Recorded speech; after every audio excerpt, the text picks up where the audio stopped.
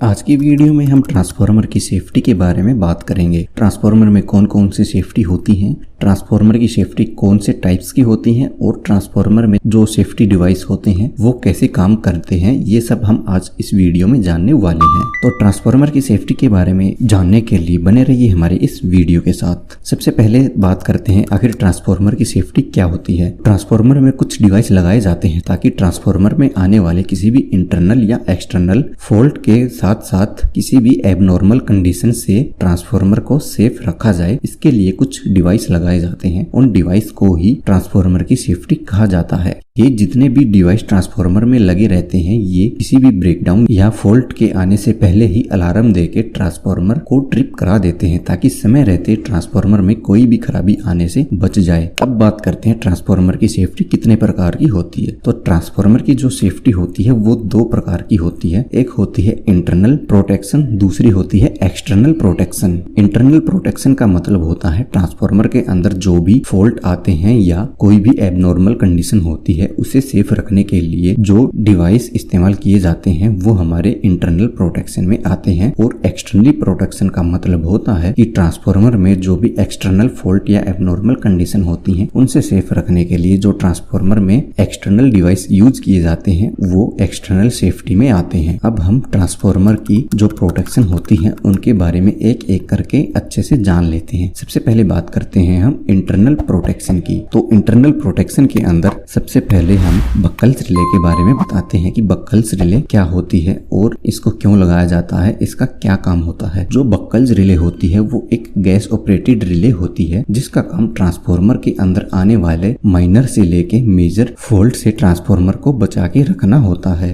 बक्कल्स relay को जो transformer का मेन टैंक होता है और जो कंजर्वेटर टैंक होता है इन दोनों के बीच में लगाया जाता है। बक्कल्स रिले को यहाँ पे लगाते हुए एक खास ध्यान रखा जाता है जो कि होता है इसका एंगल। बक्कल्स रिले का एंगल 3 डिग्री से लेकर 7 डिग्री के बीच में होता है। जो 500 केवीए से बड़े ट्रांसफार्मर होते हैं वहाँ पे बक्कल्स रिले का इस्तेमाल किया जाता है। 500 केवीए से छोटे ट्रांसफार्मरों में कहीं कहीं पे ही इसका इस्तेमाल किया जाता है क्योंकि बक्कल्स रिले का इस्तेमाल करने से ट्रांसफार्मर की कॉस्ट जो है वो बहुत ही बढ़ जाती है। बक्कल्स रिले एक मैकेनिकल ऑपरेटेड रिले होती है। बक्कल्स रिले के अंदर 2 मरकरी स्विच लगे होते हैं, इनके साथ ही 2 फ्लैप भी जुड़े होते हैं। इन दोनों फ्लैप में से एक फ्लैप हल्का होता है और एक फ्लैप थोड़ा सा भारी होता है। इनमें से जो हल्का फ्लैप होता है उसका जो मरकरी स्विच होता है उसके कनेक्शन अलार्म के साथ किए जाते हैं और जो भारी फ्लैप होता है उसका जो मरकरी स्विच होता है उसके कनेक्शन ट्रिप सर्किट के साथ किया जाता है। तो जब भी ट्रांसफार्मर में अगर कोई हल्की सी हलचल होती है यानी कि कोई हल्का फुल्का फॉल्ट होता है तो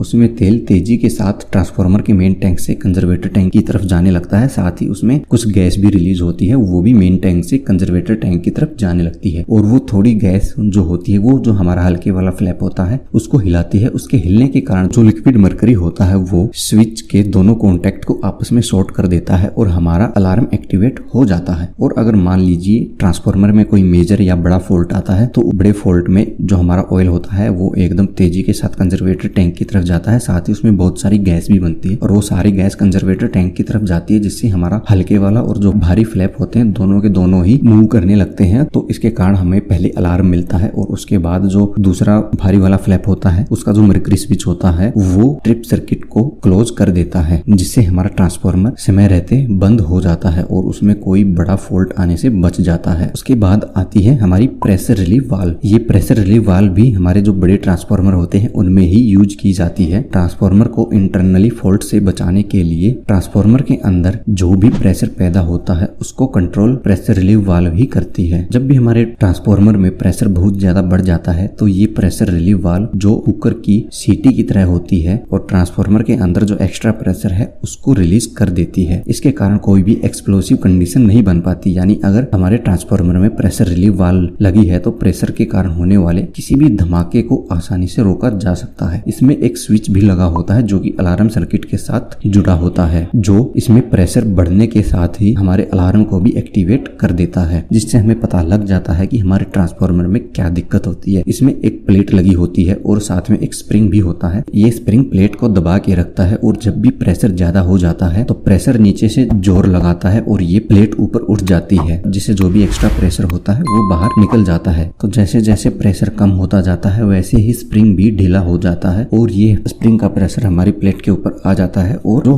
प्रेशर निकलने का रास्ता है वो बंद हो जाता है। तो जैसे जैसे प्रेशर कम होता है वैसे ही ये स्प्रिंग भी लूज होता है और ये हमारी प्लेट को वापस से टाइट कर देता है। प्रेशर रिलीफ वाल्व के द्वारा जो गैस होती है वो सिर्फ अंदर से बाहर जा सकती है, बाहर से किसी भी प्रकार की कोई भी गैस या हवा अंदर नहीं जा सकती। इसमें एक अलग से हैंडल और पिन भी दिया जाता है जिसका इस्तेमाल करके हम मैनुअली भी प्रेशर को निकाल सकते हैं। अब बात करते हैं एक्सप्लोजन वेंट वाल्व की। एक्सप्लोजन वेंट वाल्व हमारी प्रेशर रिलीफ वाल्व की तरह ही काम करती है, लेकिन जो प्रेशर रिलीफ वाल्व होती है उसके अंदर स्प्रिंग यूज किया जाता है और इसके अंदर किसी भी प्रकार का कोई स्प्रिंग यूज नहीं किया जाता। इसका जो मैकेनिज्म होता है वो प्रेशर वाल्व से बिल्कुल अलग होता है। एक्सप्लोजन वेंट वाल्व में एक रबड़ की सील होती है, किसी में रबड़ की सील ना होके मेटल की ही एक बहुत ही पतली परत की सील दी जाती है, की लेयर दी जाती है जो उसी सील का काम करती है। और जब भी ट्रांसफार्मर में प्रेशर बहुत बढ़ जाता है तो इसमें लगी ये सील धमाके के साथ फट जाती है और जो भी ट्रांसफार्मर के अंदर प्रेशर होता है वो सारा का सारा रिलीज हो जाता है। इसका उदाहरण आप घर पे प्रेशर कुकर होता है उसमें भी देख सकते हैं। जो प्रेशर कुकर में सीटी होती है उसके साइड में एक अलग से वाल लगी होती है, वो भी एक्सप्लोजन वेंट वाल ही होती है। ठीक उसी प्रकार से ये वाल ट्रांसफार्मर में इस्तेमाल की जाती है। ये जो एक्सप्लोजन वेंट वाल होती है इसको एक बार फटने के बाद दोबारा इस्तेमाल नहीं किया जा सकता। इस वाल्व में भी एक पिन दी गई होती है जिसकी मदद से हम ट्रांसफार्मर से प्रेशर को मैन्युअली निकाल सकते हैं। अब बात करते हैं ऑयल एंड वाइंडिंग टेम्परेचर की। ट्रांसफार्मर के अंदर दो सेंसर और लगे होते हैं जो कि टेम्परेचर को मेजर करते हैं। इनमें से एक जो होता है वो ऑयल का टेम्परेचर मेजर करता है और जो दूसरा होता है वो वाइंडिंग का टेम्परेचर मेजर करता है। इनमें से जो ऑयल का टेम्परेचर मेजर करता है उसको OTI और वाइंडिंग का जो टेम्परेचर मेजर करता है उसको WTI बोला जाता है। इन दोनों मीटरों की लोकेशन ट्रांसफार्मर में बिल्कुल सामने ही दी जाती है ताकि हमें आसानी से पता लग सके कि ट्रांसफार्मर का जो ऑयल और वाइंडिंग है उनका टेम्परेचर क्या चल रहा है। इन दोनों डिवाइस में एक एक सर्किट भी लगा होता है जो कि हमारे अलार्म और ट्रिपिंग सर्किट के साथ जुड़ा होता है। अगर टेम्परेचर लगातार बढ़ता रहे तो पहले हमारा अलार्म वाला सर्किट एक्टिवेट होकर अलार्म देगा, उसके बाद ट्रिपिंग वाला सर्किट है वो एक्टिवेट होकर ट्रांसफार्मर को ट्रिप करवा देता है। अब बात करते हैं कंजर्वेटर टैंक की। कंजर्वेटर टैंक हमारे मेन टैंक से अलग एक टैंक होता है। कंजर्वेटर टैंक का ये काम होता है कि ट्रांसफार्मर में जो भी ऑयल होता है जब वो ऑयल गर्म होता है तो फैलता है और जब ऑयल फैलता है तो उसको